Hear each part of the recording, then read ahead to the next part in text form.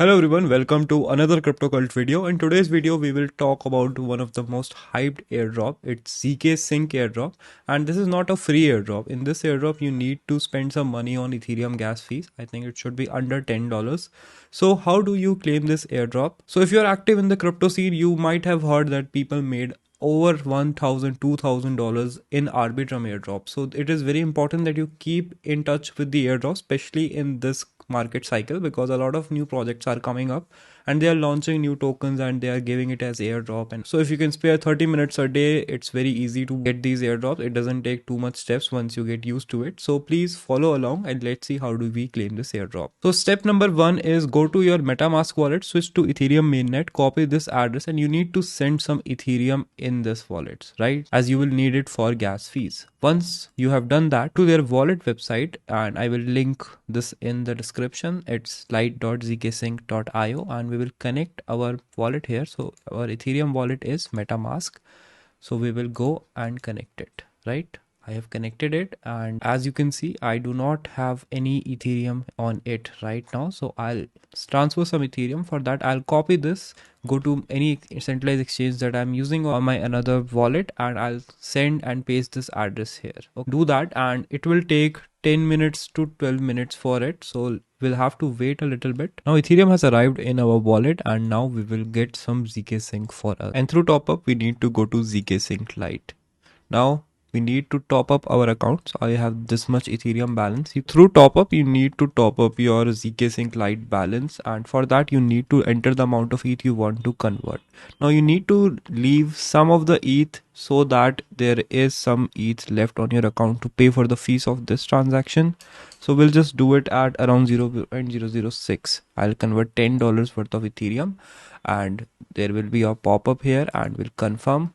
And now the top up will work. Now it is done. I have got some zkSync Lite in my wallet. So go to top up, go to bridges. From bridges, go to Orbiter. We'll click on this. And now we need to send from Ethereum to zkSync Lite. We have connected our wallet here. So we'll select max. So I can send maximum 0.006. So I'll click on send, confirm send. Now I'll approve the transaction. And now it is sending from Ethereum to my zkSync wallet. Now let's go back to their main website. And now we need to go and mint an NFT. Right click on mint NFT.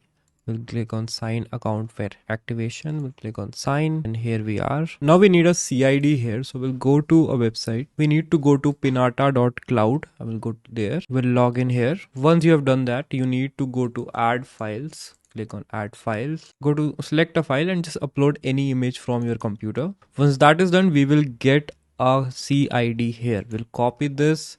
We'll go to zkSync wallet and we'll paste it here and click on mint NFT, and we'll click on proceed mint. Okay, so what did we do just now? So CID basically is content identification number that is assigned to any image on the internet, all over the internet. So once we did this, we get a CID that we can use to mint a NFT directly. Okay, so we don't need to upload it again and again. And this is something that Pinata provides us. It is an IPFS platform. So mint NFT is done. We'll click on OK, and as we can see, we have an NFT here. Now we need to go to zkSync exchange. Click here, and we are at the zkSync exchange. Now we can just go start trading. Now we need to make sure that we are at zkSync Lite instead of Arbitrum. Then we will connect our wallet, and we are done. And now it will show us our balance. I have this much Ethereum. Now I'll make a trade. I don't have any thing to buy Ethereum with. I'll just sell some of my Ethereum, let's say $3 worth, and we'll sign it. So it is done.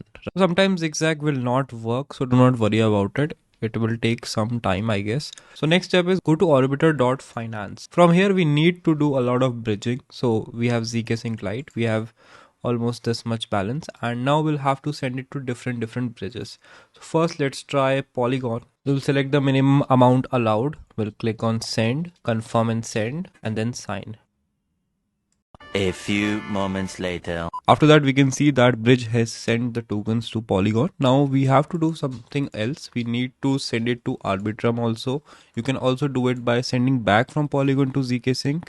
Then from again we will send from zkSync to Arbitrum. Then we will send to Arbitrum Nova. And then we can connect all the tokens back by doing this from Arbitrum Nova to zkSync. Okay, so in this way you need to use the bridge and then at the end of the day connect everything back into zkSync, and that will make you eligible for the airdrop. So I'll also do this here. So this bridging process takes a lot of time, so I am not going to do all of them. I've just done 2 of these and that should be enough for you to understand how to do this. Every transaction takes roughly $2 to $3 of fees and you need to do 4 of them. First is from Ethereum to zkSync that we did at the starting. Second is from zkSync to Polygon. Then from zkSync to Arbitrum, then from zkSync to Arbitrum Nova.